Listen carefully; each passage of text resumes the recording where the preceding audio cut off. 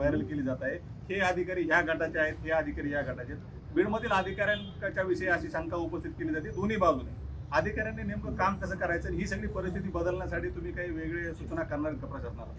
हे पहा, आता हे व्हायरल खूप झाले. आता मी पण व्हायरल झाले माझ्याही वेळेच्या यादी. मी पण सांगते माझ्या वेळी कोण कोण आहे. मी माझ्या लोकसभेच्या प्रचारच सांगायचे.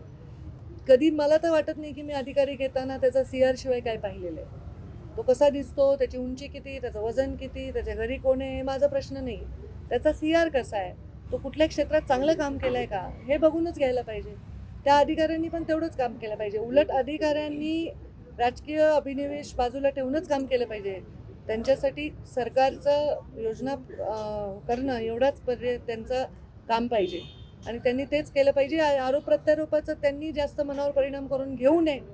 ते होत असेल नक्कीच, पण करू नये, कारण त्यांचं काम हे फारच चौकटीत आहे. दादांवर बारामतीत आहे, अजितदादांवर मुंबईच्या बैठका कुठेही आहे. तर मला कळत नाही, मी तिथं बसून यायचं वाटतं तुम्हाला. असं नाही, तुम्हाला त्यांनी कुणीही खंडणी जर मागितली तर त्याच्यावरती मुक्का लावणार असं म्हणतात. ताईच म्हणतात राजकारणात. तुम्ही ताईच म्हणणार ना मला. ताईच राजकारणात म्हणणार, काय म्हणायला पाहिजे मला?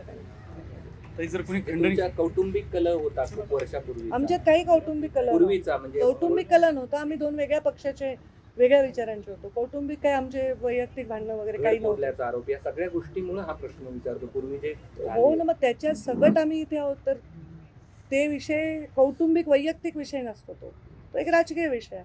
खंडणी जर मागितली इकडे कोणी विकास कामं करताना तर त्याला मोक्का लावणार असं अजित पवार म्हणतात. मग चांगली गोष्ट आहे, त्याचं स्वागत आहे. दोन गट झाले, भाजपाची काही पाहायला मिळालं असं बजरंग सोनवणे. आता तुम्ही बाहेर राहून असलं काही बोलणार तर मी बजरंग सोनवणे खासदार यांनीच सांगितलं. तेच उत्तर देऊ शकते. काही मात्र 5 वर्ष तुम्ही पालकमंत्री असताना बीड त्या कालावधीमध्ये शांत होतं, बहुतांश लोकांनी देखील मान्य केलं. आता मधल्या 5 वर्षाच्या कालावधीमध्ये असं काय बदललं आणि आता ते बदललेलं व्यवस्थित व्हायला पाहिजे असं काय वाटतं तुम्हाला? उभीच सांगा काय बदललं तुमच्या आणि व्यवस्थित कसं करायचं मी करते, पण काय बदललं तुम्ही सांगा. मी नव्हते, हे बदललं का? हे पहा, एक स्त्री जेव्हा राजकारण करते तेव्हा ती नुसतं वेगळ्या पद्धतीने करते. त्यातल्या त्यात मला तरी तसं वाटतं की माझ्या ह्या मातीत जन्म झाला आहे.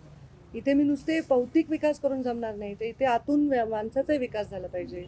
माणसाचा सुद्धा एक त्याच्या वागण्यामध्ये, त्याच्या संस्कारामध्ये विकास झाला पाहिजे. असं काम करायचा मी प्रयत्न केला आणि तसंच आहे. मला 5 वर्षातला बदल मला तर काही माहित नाही. तुम्हीच सांगा काय झाला असेल तर मला सांगा, मी त्याच्यावर एक काम तुम्ही पर्यावरण मंत्री असल्यामुळे एक प्रश्न विचारतो. परळीला जो राखेचा मुद्दा चालू आहे त्याच्यामुळे प्रदूषण आणि किंवा ती राखेची जी काही स्मगलिंग वगैरे आहे, तर प्रदूषणाच्या अनुषंगाने किंवा स्मगलिंगच्या अनुषंगाने काय त्याच्यात करणार आहात तुम्ही, कसं असेल? मी प्रदूषणापुरतं बोलते. मी जेव्हा पालकमंत्री होते तेव्हाही मी हे प्रदूषण रोखण्याचा पूर्ण प्रयत्न केला. कधी मला राखेचा ट्रक उघडा दिसला जाताना तर मी थांबवायचे, त्याच्यावर कारवाई करायचे, त्याच्यावर गुन्हा दाखल करायला लावायचे. आताही मी तेच करणार आहे.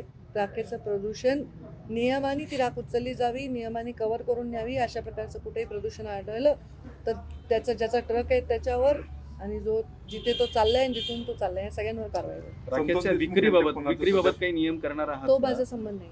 विक्रीचा माझ्या हातात येतो. संतोष देशमुखांचा सध्या खूप राज्यभर चर्चा आहे. 3 एजन्सी याचा तपास करता आहेत. तुम्ही काही आढावा घेतला? काय संतोष देशमुख खून प्रकरणाची 3 एजन्सी वेगवेगळ्या मी आढावा घेणं अपेक्षित नाही. तुम्ही अधिकाऱ्यांशी काही मी आढावा घेणं अपेक्षित नाही. समजून घ्या तुम्ही. कोणी जर म्हणत असेल की गृहमंत्र्यांनी असं केलंय, हे ठरणार आहे, हे ठरले, तर ते चुकीचं आहे.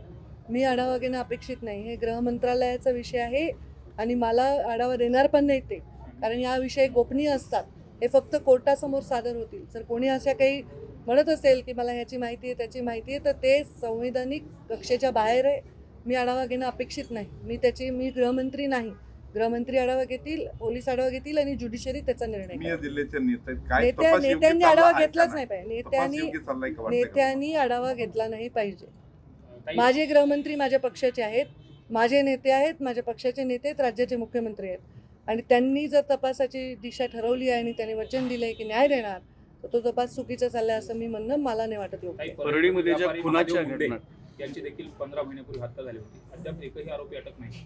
तिथं देखील पॉलिटिकल प्रेशर होता, त्यामुळे आरोपी अटक केले नाही असं त्या कुटुंबाने देखील सगळ्या ज्या घटना आहेत त्याची तपासणी झाली पाहिजे. कुटुंबाला न्याय मिळण्यासाठी कशा ते कारण मला कधी बोलले नाही. ते रोज माझ्याशी म्हणजे ओळखीचे लोक आहेत, ते कधीच मला येऊन बोलले नाही. मलाही आश्चर्य वाटतं. आता म्हणत असतील तर त्यांच्यावर न्याय मिळाला पाहिजे. महादेव मुंडे, महादेव गित्ते किंवा आधीचे जे बापू आंधळे हे जे सगळे खून प्रकरण किंवा ही यादी जी समोर येते परळीची, तर ह्या घटना होऊ नयेत किंवा परळीमध्ये हे जे खून पण ह्या क्षेत्र काही घटना होऊ नयेत असं काय आहे? ही प्रवृत्ती आहे. मला वाटतं हे अत्यंत मला व्यथा वाटते अशा घटनांनी. परळी करू नका. मी तुम्हाला प्रत्येक ठिकाणी घटना आहे. तुमचा फोकस परळीकडे आहे. घटना सगळीकडे आहेत. मी तुम्हाला अशा अनेक घटना मी RTI कडनं माहिती आहे माझ्याकडे, कोणत्या मतदारसंघात कोणत्या जिल्ह्यात काय घटना घडते. त्यामुळे घटना घडणं चूक आहे. कुठेही घटना घडणं चूक आहे. तुम्ही तर असं म्हणताय का तिकडे काही वेगळा काही एक संसर्ग झाला आहे अशा घटना घडतात. घटना चूक आहे. फाशी दिली पाहिजे. जे कोणी त्याच्यात गुन्हेगार आहे पकडलंच पाहिजे त्यांना. काही गेल्या काही दिवसापासून बघितलं इथली अशी चर्चा, काय तुमची चर्चा होती का आंदोलनासंदर्भात? नाही, हे मी पालकमंत्री जरी असली तरी जरांगे पाटलांचे आंदोलन मी जवळून पाहते अनेक वर्ष. आणि दरवेळी माझ्या शिवशक्ती परिक्रमे दरवेळी मी त्याच्याविषयी माझं म्हणणं नेहमीच मांडलेलं आहे आणि त्यांच्या लढ्याचा सन्मानच केलेला आहे. जरी मी पालकमंत्री असले तरी हे जे निर्णय आहेत हे माझ्या पातळीच्या बाहेरचे निर्णय आहेत. आणि एक आपली जी संविधान आहे त्याच्या चौकटीत त्यांना न्याय मिळावा अशी भूमिका मी वेळोवेळी मांडलेली आहे. आणि कदाचित त्यांनी आज उपोषण मागे घेतल्याचं तुमच्याकडूनच कळलंय. त्याची मी डिटेल माहिती घेईन पालकमंत्री म्हणून.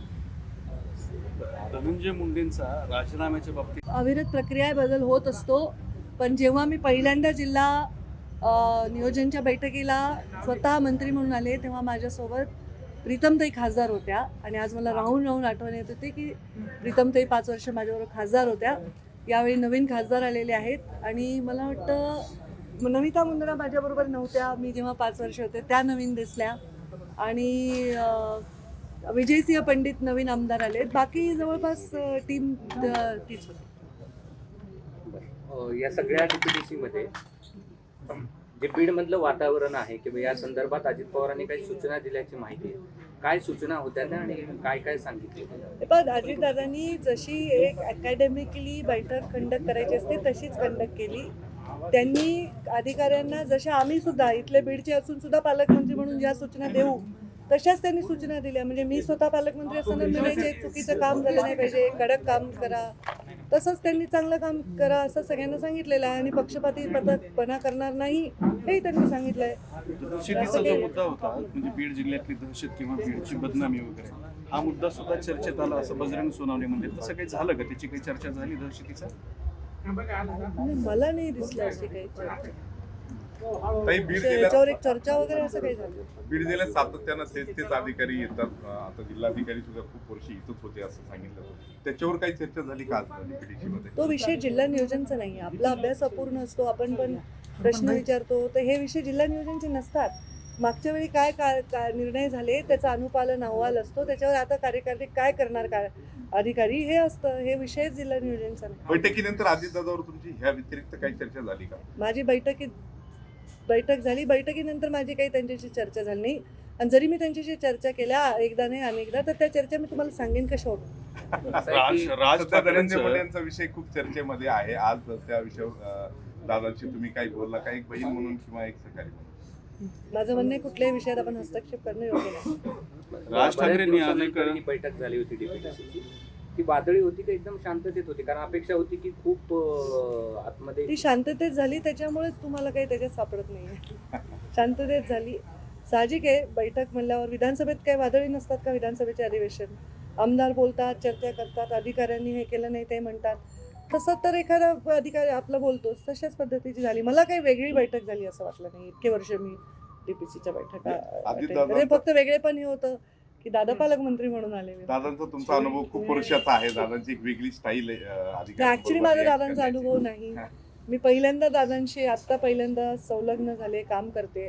आणि मी दादांनाही स्वतः म्हटलं की दादा तुमच्याकडे जवळून मी काम करताना जे शिस्त पाहिली आणि जो स्पष्टवक्तेपणा पाहिला तो मला आवडला. माझ्यामध्येही तो स्वभाव आहे. फक्त कदाचित स्त्रीचा स्पष्टवक्तेपणा इझिली लोकांना ते शिस्त लावायला गेलं तर वेगळं वाटतं. पण तुम्ही लावा शिस्त आणि स्पष्टवक्तेपणा, स्वच्छता, नीटनेटकेपणा ह्या सगळ्या गोष्टी मला त्यांच्या सगळ्या पर्सनॅलिटीमध्ये दिसल्या. आणि मला वाटतं त्या खूप चांगल्या आहेत राजकारणात. विरोधकांनी पण आजच्या बैठकीचं कौतुक केलं की सगळ्यांना न्याय मिळाला, वेळ दिला विरोधक कोण? गेला. विरोधी पक्षाचे नेमकी? म्हणलं नाही, बैठक ही अधिवेशन मध्ये जसं प्रत्येक जण येऊन मांडतं तसा एक जिल्हा नियोजनचा विषय आहे. तर 5 तारखेला मुख्यमंत्री पण जिल्ह्यामध्ये येत आहेत, काय त्याची तयारी आहे? आणि मला अशी कुठली कल्पना नाही. 40 जागा आणि शरद पवारांना 10 जागा ही न समजणारी गोष्ट आहे. म्हणजे हे जे निकाल लागले त्याच्यावरती त्यांना शंका आहे. मी काय त्याच्यावर बोलणार. ताई मात्र अर्थमंत्र्यांनी आजची डीबीडीसीची बैठक घेतली. जिल्ह्यासाठी आणखी वाढीव निधी मिळावा किंवा नवीन जसं की विमानतळाचा विषय देखील चर्चेला गेला. असे कुठले महत्त्वाचे मुद्दे आणि कायमस्वरूपी विकासासाठी जिल्ह्यासाठी हे महत्त्वाचे पहा, महत्त्वाचे विषय आहेत.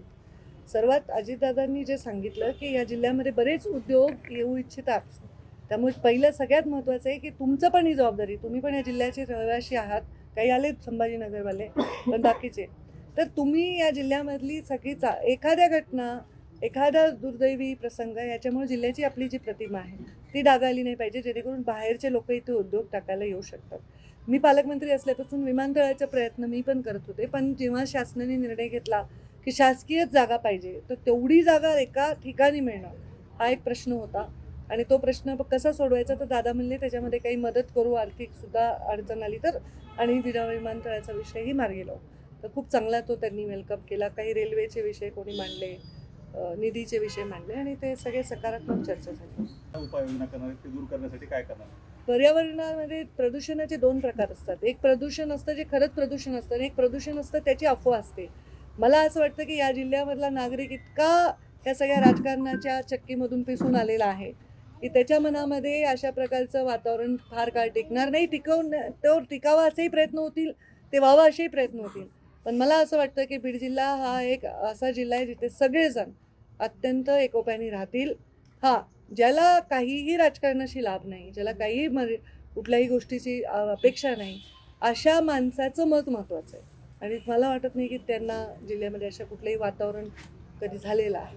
ते काही काळात झालं तर ते परत नॉर्मल पूर्ववत होईल. म्हटलं अशी नाही, अपेक्षा व्यक्त केली होती. बीड बारामतीला बीडच गेल्यानंतर- राहायला पाहिजे. हां, बीड नाही, बीड विकास तसा झाला पाहिजे, विकास तसा झाला पाहिजे. आता पालकमंत्री अजित पवारच आहेत. आज मी बैठक कुठेही देखील- गेले, मी जरी जपानला गेले तरी म्हणेन बीड जपानसारखा झाला पाहिजे. असं नेता हवाय की नाही तुम्हाला, की जो जिथे जाईल तिथला विकास बघून म्हणेल की असा विकास झाला पाहिजे, तो जिल्हा तो झाला पाहिजे असं नाही.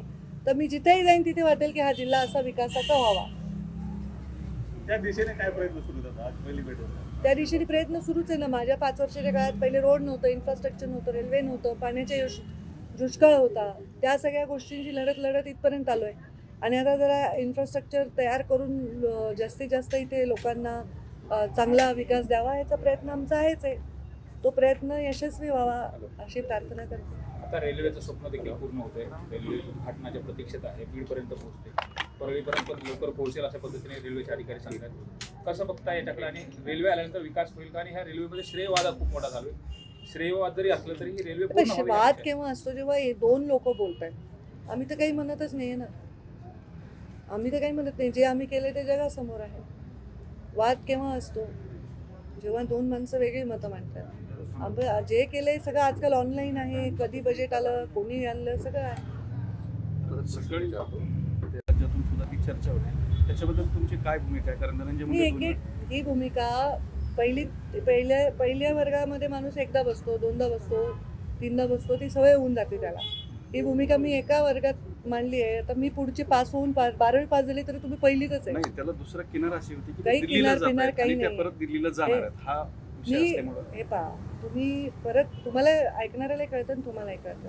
मी काही त्यांची प्रवक्ता म्हणून ते कुठे चालले आहेत, काय चालले सांगू नाही शकत. ते एक व्यक्तिमत्व आहेत स्वतंत्र, दुसऱ्या पक्षाचे नेते आहेत आणि त्यांच्या पक्षाच्या नेत्यांनी किंवा आमच्या राज्याच्या प्रमुखांनी काय करायचं त्याच्यावर त्यांनीच भाष्य करणं उचित आहे. मी कसं सांगू त्यांच्यात काय बोलणं. काही आता कार्यकर्त्यांच्या ऑफिसमध्ये तुम्ही बोलत असताना फुलं हार हो. फटाके वाजू नका अशा मी पद्धतीचं हात आवाहन केलं. जोडून विनंती केली आहे की माझ्या स्वागतासाठी हे JCB वगैरे लावू नका. ते सगळे हाऊस पिटली आहे कार्यकर्त्यांची आणि हे फटाके नका उडवू.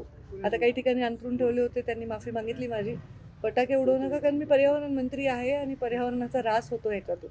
माझं स्वागत एक गुलाबाचं फूल देऊन केलं तरीही तेवढंच माझ्यासाठी मोलाचं आहे. कोणी 3-3दा हार घातला आणि हजारो रुपयाचे फटाके उडवले तर कदाचित तो माझ्या निगेटिव्ह बुकमध्ये जाऊ शकतो. ताई, नंतर धनंजय मुंडे असे बसलेले होते. त्याच्याविषयी तुम्हाला काही प्रॉब्लेम आहे का? तुम्ही तोच प्रश्न परत परत विचारता. प्रॉब्लेमचा नाही आहे, परंतु पूर्वी अजित पवारांच्या शेजारी धनंजय मुंडे असतात. पण मी नव्हते ना.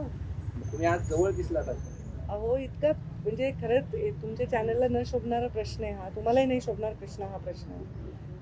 देवेंद्र धनंजय उशिरा आला तर ती खुर्ची रिकामी ठेवायची का अजितदादांच्या? तर मंत्री लिहिलेलं होतं, तिथे लिहिलं नव्हतं मंत्री धनंजय मुंडे, मंत्री लिहिलं होतं, मी मंत्री आहे बसले तिथे, अजितदादांनीच सांगितलं. मग धनंजय उशिरा आला, मग तो बाजूला बस.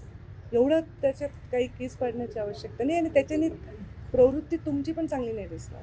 बरं, ताई दुसरं एक असं कोटीच्या घोटाळ्यासंदर्भात कागदपत्र काल ते दिले गेले. दादाला देणार आहेत, ते नाही, तपासतील. काल दिले गेले होते. मात्र जे आपल्या परळी मतदारसंघ जो तुम्ही तळहारच्या फोडासारखा दबलेला होता, तर तसं जर ते होत त्यांनी असेल, दादाला देणार आहेत, ते नाही, तसं जर तपासतील. होत असेल चौकशीची मागणी करताय कारण कशा पद्धतीने ते करताय? दादाला देणार आहेत, ते तपासतील. बरं, ते लक्ष्मण हाके संतोष देशमुख खून प्रकरणानंतर जी बाहेर आले ते म्हणतात की हा तपास आकस बुद्धीतून होतोय किंवा विशिष्ट समाजाला ते टार्गेट. त्यांचं मत आहे, बरं, मग त्यांचा गृहमंत्र्यांवर विश्वास नाही का लक्ष्मण हाकेंचा? ते तुम्ही त्यांना विचारा. त्यांची एकंदरीत भूमिका काय? माझी त्यांची भूमिका मी मांडेल असं आवश्यक नाही, आणि ते माझा संबंध आहे तिथे. काही आगामी स्थानिक स्वराज्य संस्थेच्या दृष्टिकोनातून बीड जिल्ह्यामध्ये भाजप कशा पद्धतीने कामाला लागले आणि त्याची तयारी कशी झाली? आता जसं मग सांगत होतात की जी सदस्य नोंदणी अभियान चालू आहे तुमचं भाजपचं, तर त्या अनुषंगाने कशी बांधणी केली जाते आणि स्थानिक स्वराज्य संस्थेमध्ये भाजप कसा नेमका प्रेझेंट करेल, कशा पद्धतीने लढतोय? भाजप लढतोय, जसा लढतो सगळीकडे तसा लढतो. हे मी किती विस्तृत उत्तर दिलं तर तुम्ही दाखवणार नाही, त्यामुळे मी ते आता उगीच माझा गळा खराब करत नाही. धन्यवाद. थँक्यू.